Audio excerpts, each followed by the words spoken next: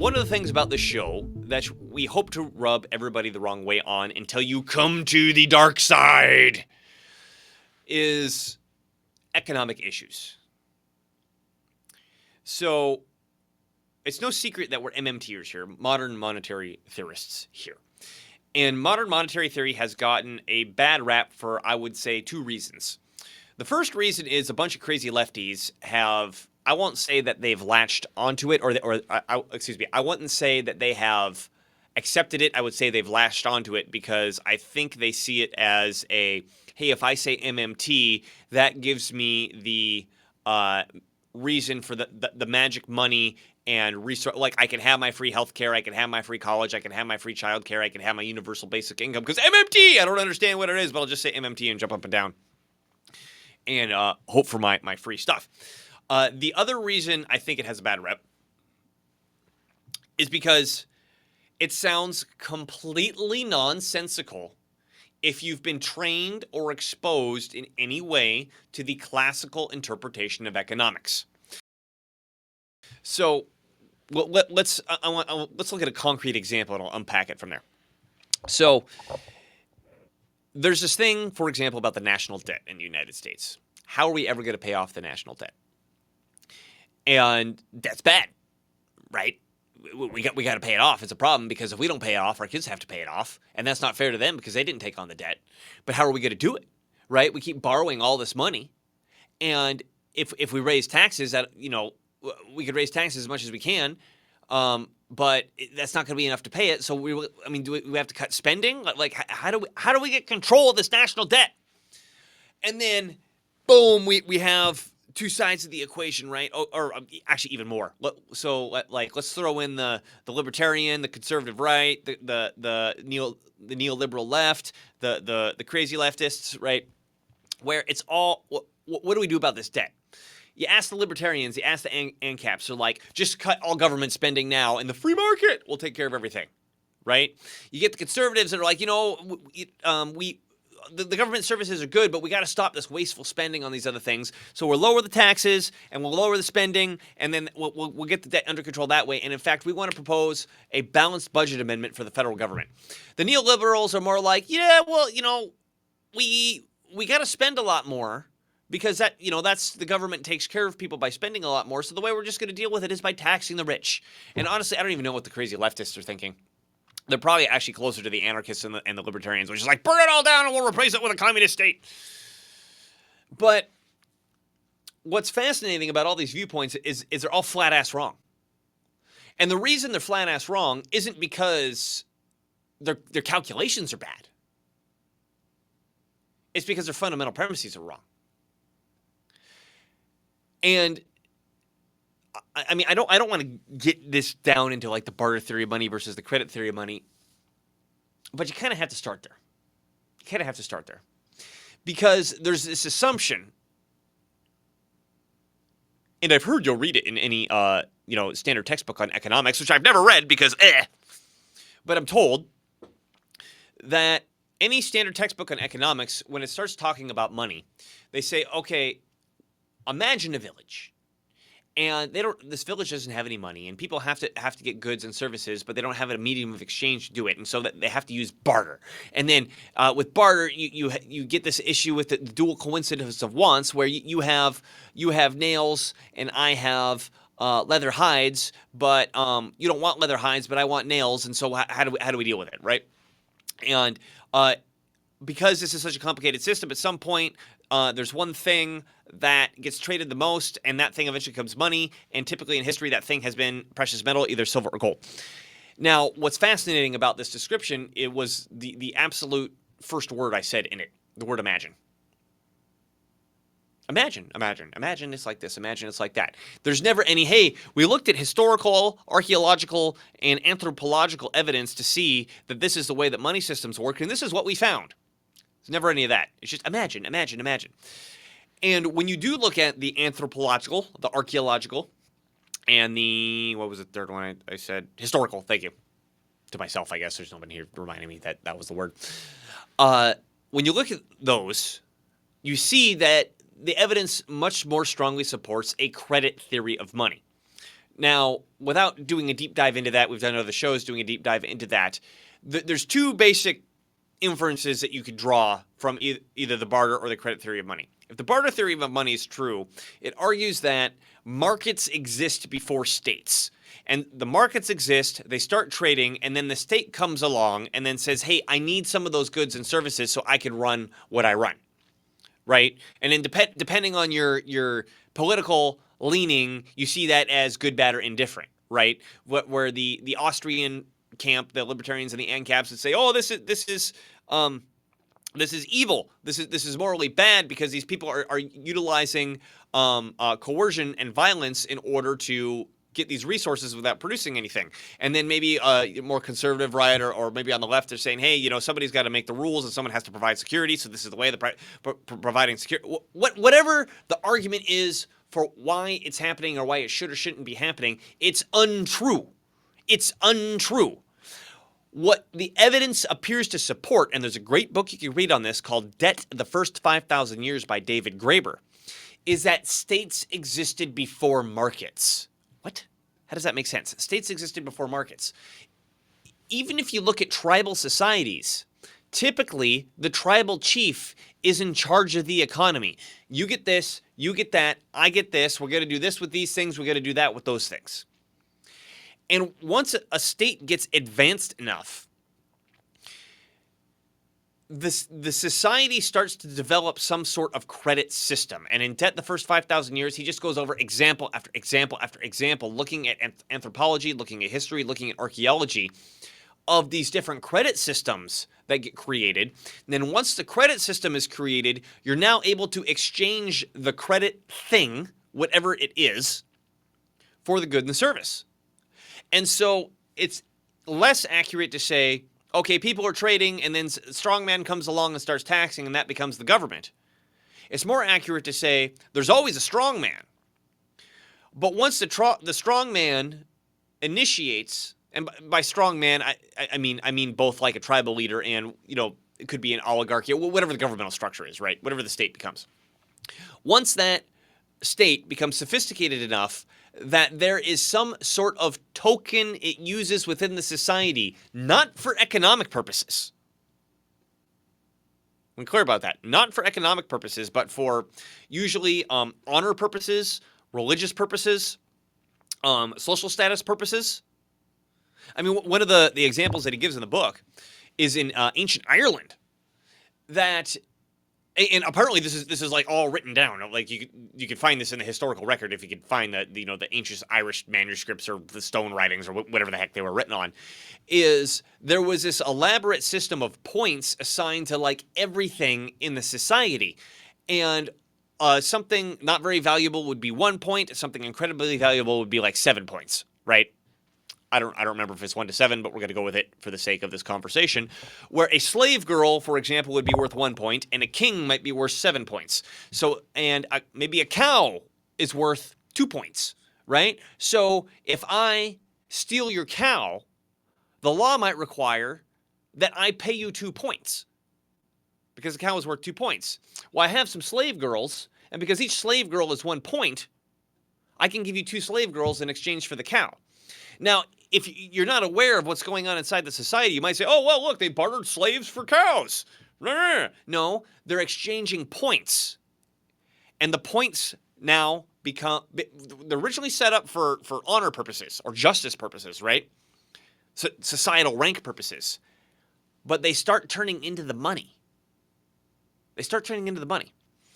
And as we get more and more advanced, and we get to taxes, once a state figures out to tax the money that it's creating, to tax the token that it's creating, and it leaves more token in existence than it taxes out, now the market, I'll call it the private sector, now has a unit by which it can create a market out of.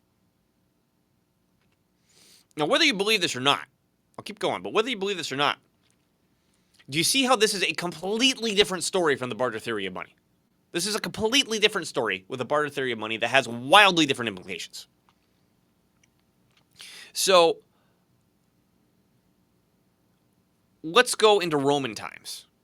And I believe the book gives example of this as well. Romans conquered like everybody, right? And often when they would conquer an area, one of the first things they would do is take all the gold and all the silver, the precious metals, they take it away from the local population, melt it down into coins, pay the soldiers with those coins, and then turn around to the conquered population and say, hey, you owe us taxes in these coins. Now, that's interesting because they already had all the coins, right? What do they need? I mean, if they already have them, what do they need them for?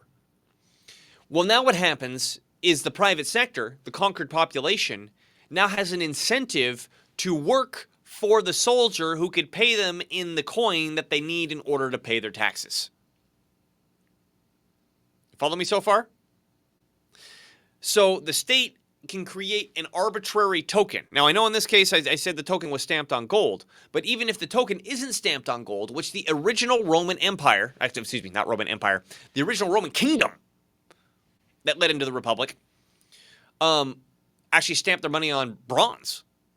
It wasn't until 200 and something-ish BC, I believe it was either during or after the Second Punic War, that they switched to silver coins. So for hundreds and hundreds of years, Rome ran on bronze money, which is completely anathema to anyone who adheres to the barter theory of money, because they're like, well, bronze isn't worth that much compared to the gold and the silver. How does that make any sense?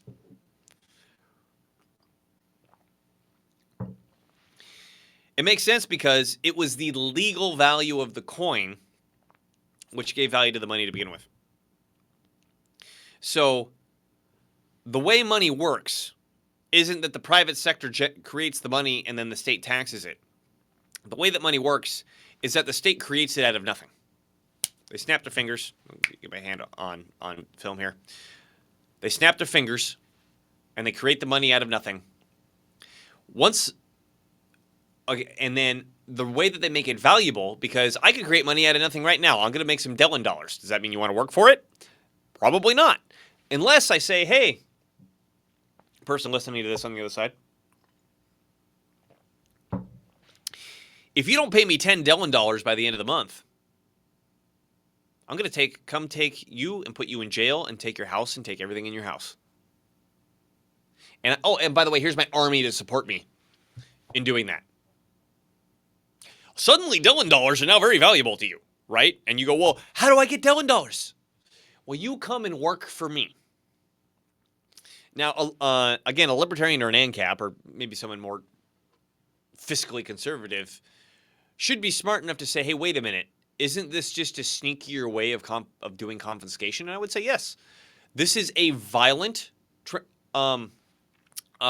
movement of goods and resources from the private sector to the public sector. But what's diabolically genius about it is that the private sector doesn't feel it. They feel the taxes, but they don't realize that they're transferring their private sector wealth over to the public sector through this system in order to chase this arbitrary token. And modern money theory is really a misnomer. And we've actually spoken to Warren Mosler about this. He's the guy who came up with modern money theory. He's like, yeah, it's kind of a misnomer because it doesn't just explain money in the modern terms. It explains all money. Because the initial point is that the state has to create the money first before it can tax it. States can't tax and spend. That doesn't make any sense. They have to spend, then tax. And Mosler was actually he was a trader, and I don't remember the story of how he was able to find this out, but when you look at the accounting procedure that the government uses when it comes to bringing, spending money out and bringing taxes in, the money goes out before the taxes come in. The money always goes out before the taxes come in. And you got to think about it, right? And I know there's a private banking system and the Federal Reserve, blah, blah, blah. We've done shows on that too. That makes the landscape more complicated, but it does not change the fundamental reality, which is that if the state doesn't create the money first, there is no money to begin with. So the amount of money that the state spends more than it taxes in is the amount of money that's left inside of the private sector so the private sector can do business to begin with. You guys hear that? Unless there's a deficit, The private sector, a federal deficit, let me be clear about that. The states don't create their own money, only the federal government does. Unless there's a federal government deficit, the private sector doesn't have any money to work with.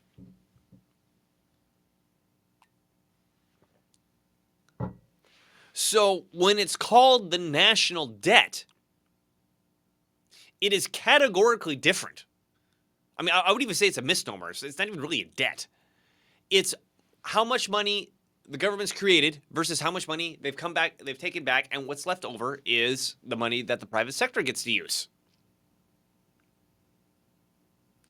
Now, there's so many implications of this, because if what I'm saying is true, it entirely changes the conversation, right? Because now, I want to be clear, because normally when people listen to this for the first time, they say, oh yeah, you just want to increase the deficit and you don't care about inflation. You just want to spend more money and create money. If you go back and listen to what I just said, you will notice that I didn't say any of those things. I did not say any of those things.